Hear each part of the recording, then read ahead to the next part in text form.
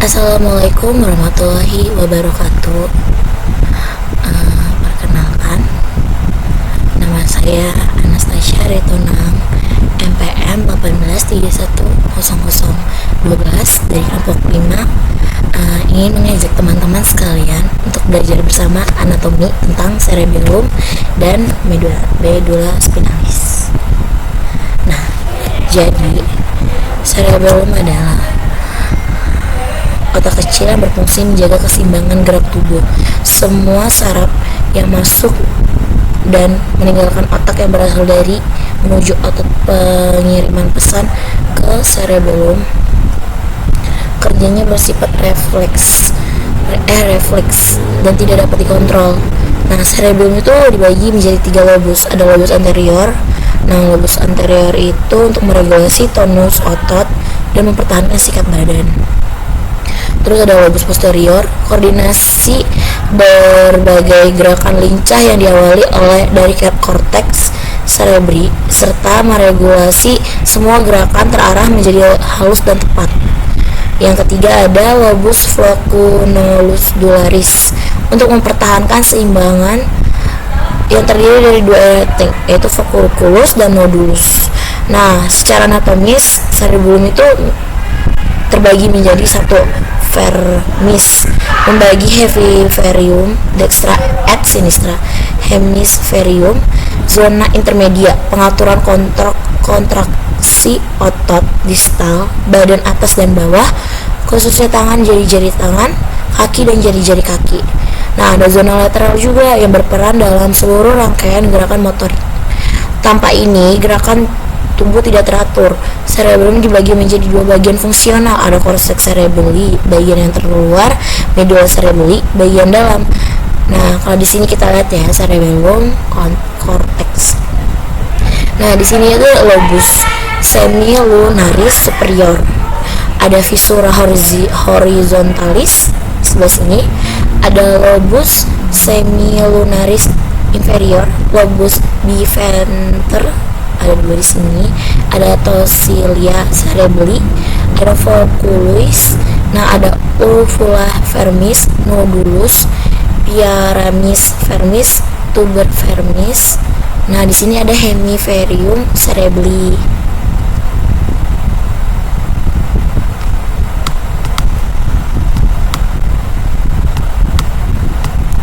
Nah, di sini sama ada velum medullare superius, medullare inferius, ada hemisferium cerebelli, ada nodulus, ada flocculus, folliculus. Nah, di sini ada catatan klinisnya ya di bawahnya nih di buku Sobota. Bila tekanan interkranal meningkat akibat tumor atau pendarahan, struktur cerebellum yang paling kaudal, yakni area tonsil cerebelli, beresiko menjepit di antara 2 tulang medulla oblongata di daerah foramen magnum. Tekanan yang diteruskan ke medulla oblongata dapat menyebabkan kematian. Herniasi tonsili ini dinamakan juga sebagai herniasi cerebellar, menyerupai herniasi tipe infratentorial yang harusnya dibedakan dengan herniasi supratentorial. Seperti herniasi sentral, dinamai pula dengan herniasi transtentorial. Pada herniasi ini menjepit bagian-bagian diencephalon dan mesencephalon di incisura tentori, bisa menyebabkan hilangnya fungsi formatio reticularis dan tractus corticobulbar dan rubro spinalis. Hernia supratentorial bisa mendahului terjadinya herniasi infratentorial.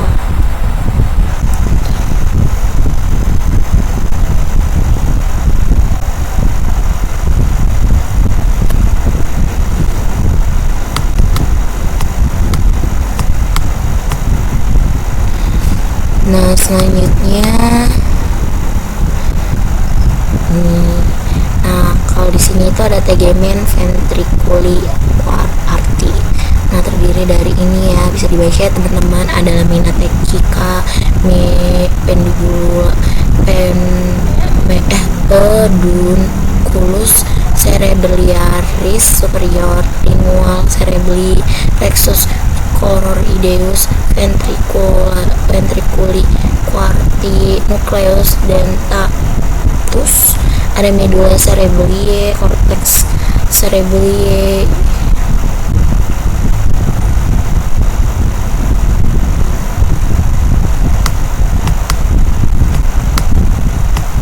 Nah, ini bisa dilihat, ini adalah potongan oblik melalui medullus cerebellaris dari superior,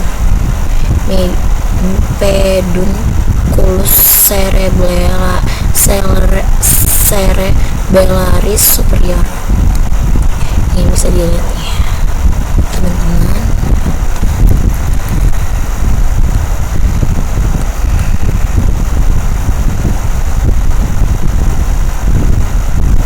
Nah, di sini itu ada skema susuran aliran informasi dari dasar dari dan menuju cerebellum. Nah, anak panah yang biru ini menunjukkan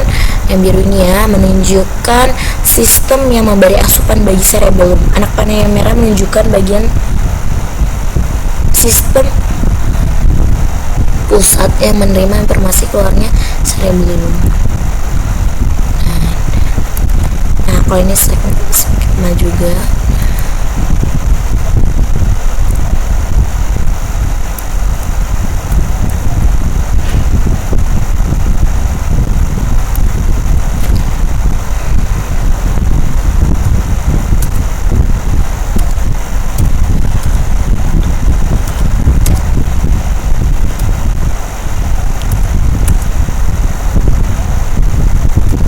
Selanjutnya kita buka di Sabota. Oke. Nah, ini tuh ada arteri di basis karnia, circulus arterius.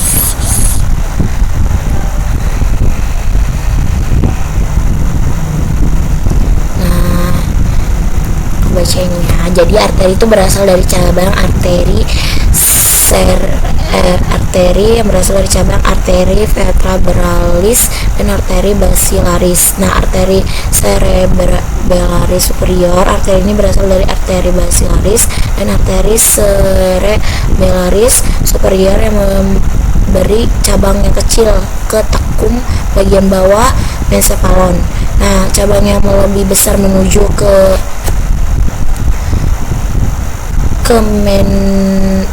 pedunculus cerebellaris superior, terutama ke nucleus dentatus, untuk memberi darah ke bagian ventral vermis dan daerah paravermis kedua sisi, kemudian bercabang lagi untuk memberi suplai bagian rostral dan rostral ventral keduanya, hemisfer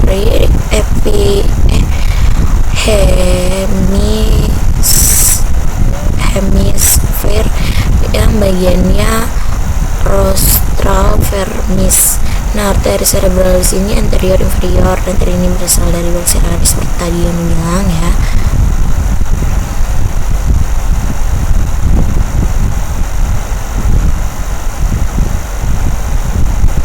Nah, jadi kan udah tuh, habis itu bisa dilihat di gambarnya kan,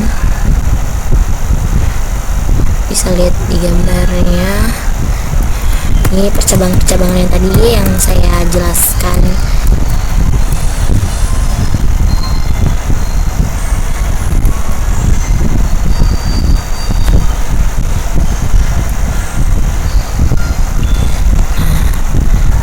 Selanjutnya kita ke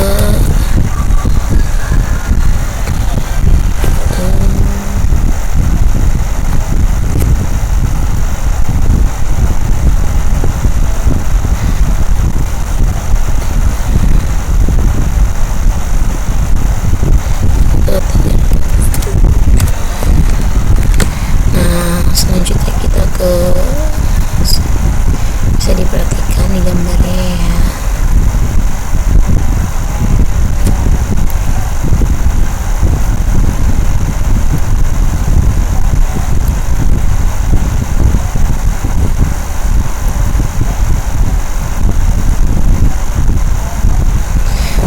ini ada gambar ya teman-teman, ada plexusnya, ada plexus cervicalis, plexus brachialis, ini juga ada sulcus posterior lateralis, ada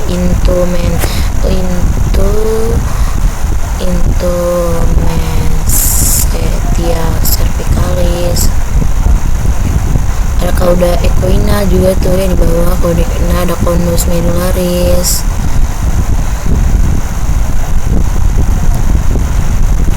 Jadi, nah medularis spinalis itu bagi dua, ada namanya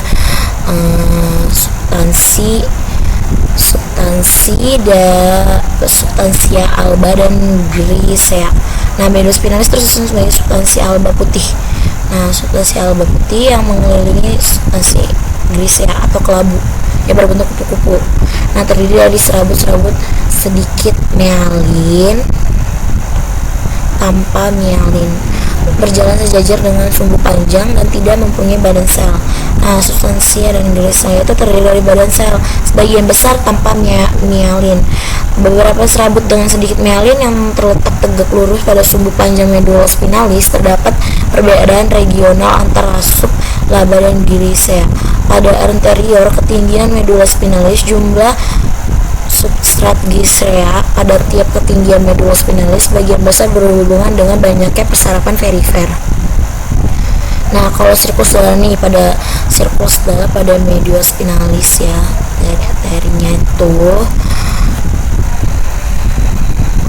terdapat arteri vertebralis, arteri spinalis posterior, arteri spinalis anterior, ada anterior subclavia, ada arteri cervicalis profunda, cervicalis ascendens, dan ada arteri vertebralis juga.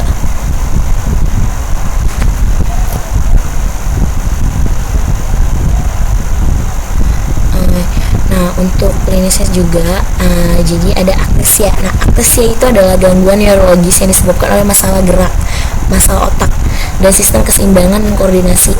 Kondisinya akan membuat seseorang kesulitan untuk mengendalikan gerak tubuhnya, baik dalam berbicara, bergerak, gerakan mata, kemampuan melawan, berjalan, dan mengambil benda, dan gerakan sadar lainnya.